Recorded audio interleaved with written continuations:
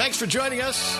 So glad to have you with us here on the August edition of Health Talk. Well, you think of the word caregivers, usually think of adults taking care of other adults and or children. But how about when it's young caregivers taking care of their elders? Well, it's true in this country that more than 1 million kids between 8 and 18 nationally taking care of parents, grandparents, siblings, or other persons older than themselves. Here to talk about the hidden struggles of young caregivers is Jennifer FitzPatrick, founder of Generations Health Education, Inc. See what I did there? She not only owns her own care company, but is also a gerontology instructor at Johns Hopkins University's Certificate on Aging program. Jen, welcome to the program. Thanks for having me on. Oh, absolutely. So what is start with a peripheral question first. Certificate on Aging. Is that like is that a course of study? Is that a degree program? What is that? Yeah, it's a course of study for typically somebody who wants to get into geriatrics or gerontology. It's classes that you can take at Johns Hopkins, and I've been part of that program for well over a decade. And that's a credentialing program then? It's actually a certificate. It's a continuing education program for professionals that want to work with older adults. Oh, okay. So it's like continuing legal education or something along that way. So, you never think of these things. You never think of kids taking care of elders. But, of course, if you've seen certain movies, I guess it would occur to you. Yeah, absolutely. So there's a lot of kids taking care of older adults, loved ones of all ages. And especially, I think, during the shutdowns and the pandemic, a lot of people, their kids were at home and they were helping out more with loved ones that might be sick. The problem that we want to make sure that listeners are thinking about is children really should not be doing the bulk of any type of caregiving. They can participate in caregiving, and I write about all the different types of caregivers in my book, Cruising Through Caregiving. Primary caregiver is the person who's doing the coordination, but they should be delegating. And I think it's very appropriate for kids of any age to be secondary caregivers, maybe helping their parent or their grandparent or their aunt, maybe with maybe brushing their hair or something like that if it's something that person can't do. But when you get into a problem is when you've got a child really taking on the responsibility of a primary caregiver, and that really should not happen. Well, and sometimes this is born of necessity, or I would say that probably more often than not, it's born of necessity. Just circumstances, the perversity of life, and the fickle finger of fate points at the young one, and all of a sudden they're taking care of a mom or dad or grandma or whatever because that's the only way that the job can get done. That's got to take a tremendous toll. It does, and that's the thing is that what we want to do is know that there are resources, and every city, every county in the state has an area agency on aging, and to find yours, you could go to N as in Nancy, 4A.org, N4A.org, put in your zip code, and it'll bring up a whole bunch of resources for you in your area. Some are free, some are low cost. And it's important, though, to remember kids is very appropriate for children to participate. For example, let's say you've got a grandparent with dementia and the child is maybe watching a baseball game with that grandparent. That is a great way for a child to participate as what I call in Cruising Through Caregiving, my book, a secondary caregiver. They're providing companionship. What we don't want to see is little kids, 4, 5, 10-year-olds. We don't want them responsible for bathing their grandmother. We don't want them responsible. But like you said, sometimes those things do happen. Parents are working, kids are home, but there are so many resources out there, free, paid, and then, of course, expensive resources that can help families so kids are not put in that position. Having a conversation with Jennifer FitzPatrick, the founder of Generations Health Education, here on the Health Talk program. Dr. Ralph Viola from Eyes on Rochester. Yeah, hi, Jennifer. I don't know if you get this commercial out your way, but, we're talking about young kids taking care of older grandparents, but there's I think it's an anti-smoking commercial. I've seen it several times up here, that's showing a the mom is probably in her 40s or 50s, and she's in bed with oxygen and everything, and she's probably been smoking all her life. And her young son, who's probably a older teenager or 20 or something, is getting her pills ready and talking about, now it's his turn to take care of mom. So it's not just your 80-year-old grandma. There's a lot of people in their 40s and 50s that are sick for whatever reason. In this case, it was smoking, but and that can be very traumatic for a younger person too, because if mom is only 40, then how old is the kid actually? If it's grandma, there's more of a age range, so you can kind of say, while they're 50 years old, they can take care of their mother. But when they're 18 years old, that's a whole different story. It's a hugely different story. And so I draw the line. When somebody's 18, okay, give them more responsibility, or that's all right for them to take on more. But we want young people to live their lives, to be going to school, to be participating in activities.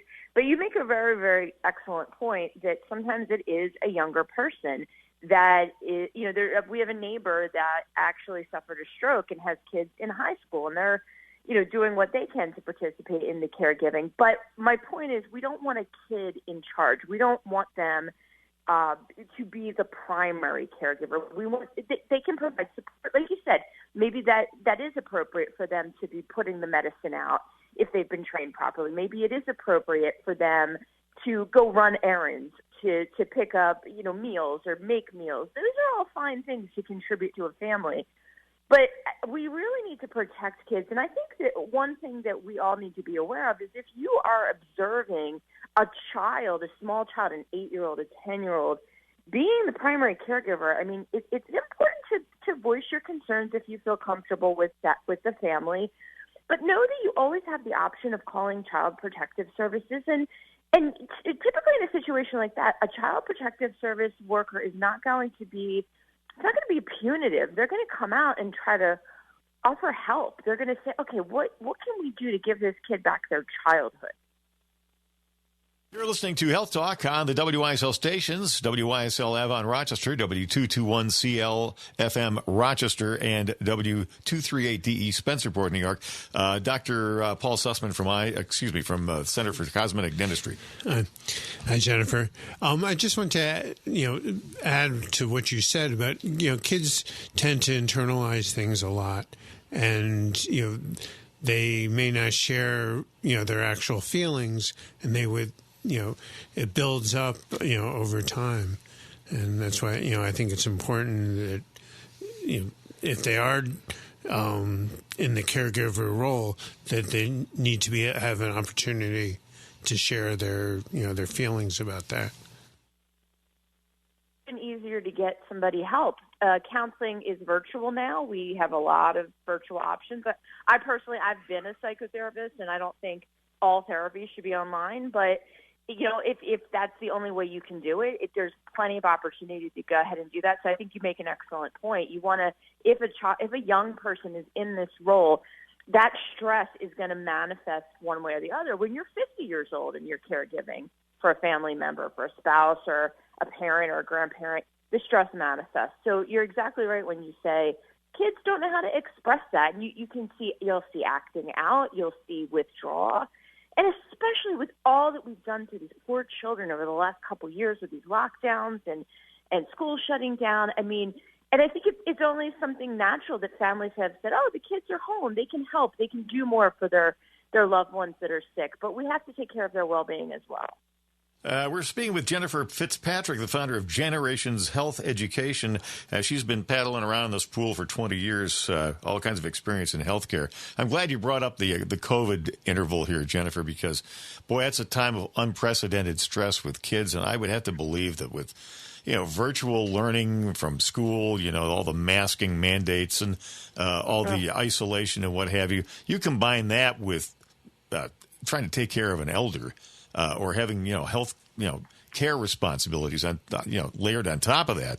That's got to be a horror show.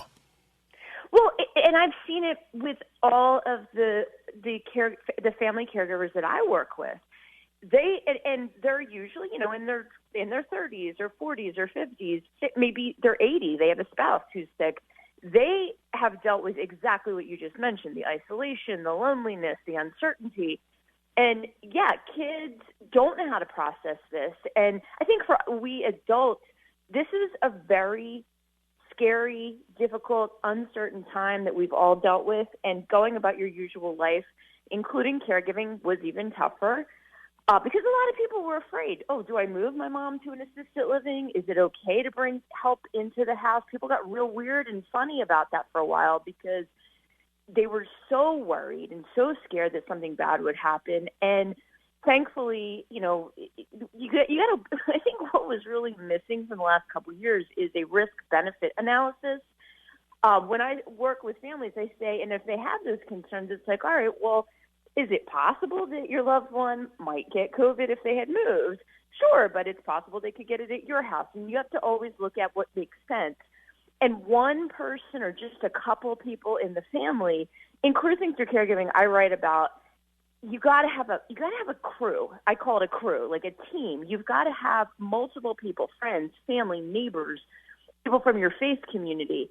Anybody that, and I'm not saying all of those people, you don't want all those people helping your loved one in the bathroom or showering them. I don't mean that.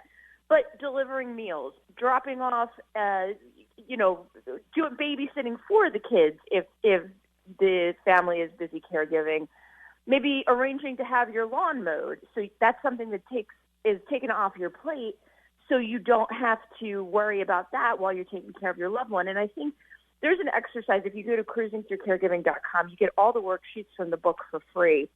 And there's this one exercise, it's called the MET exercise, and it helps people sort of do a brain dump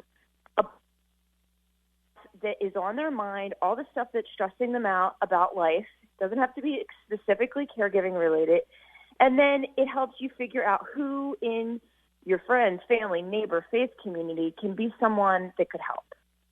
One of the recurring themes running through this week's program here on Health Talk on the WYSL stations is preparation, is planning, and trying to anticipate needs. Of course, that's impossible on a 100% basis. But so it sounds to me like Cruising for Caregiving. That's a book, is it not? Yeah, Cruising Through Caregiving. Yeah, so that's kind of a blueprint or a way to develop a plan for preparing for healthcare needs in the event that some happenstance occurs where that would force a younger person to be in the position of caring for an elder, and that's to be avoided. Right. Well, and what we want to try to do is just, and sometimes you can't plan, right? Somebody's healthy today, they have a fall, and then things go downhill, or they have a stroke or a heart attack. But in a lot of cases, families can plan. They can look at, I think one thing that gets overlooked a lot is talking to your financial professional and a certified elder law attorney, which I'm a big fan of elder law attorneys, to look at, well, what makes sense financially. And if you don't have assets, that's okay too, but just you want to be aware of, like, do you have a budget or don't you have a budget if and when the time comes, because there are a lot of programs you can qualify for. In fact, I'm actually on the care advisory board for a wonderful nonprofit called HFC, Hilarity for Charity, and the website is wearehfc.org. And it was started by the actor Seth Rogen and his wife Lauren Miller Rogen. And Lauren Miller Rogen's mom had young onset Alzheimer's disease. She started having symptoms at age 54. And Lauren Miller Rogen was only, I believe, about 25. So she was caregiving as a young adult. Now, not the same as under 18 like we were talking about earlier. But what the point about wearehfc.org, HFC, they provide care grants completely free to families who are caregiving for a loved one who has dementia. You fill out a simple application online and you apply, and you don't have to give all your financial information. It's not a complicated process. Now, and of course they are limited, but it is a pretty incredible organization. It is something wonderful out there for people who don't have a lot of money.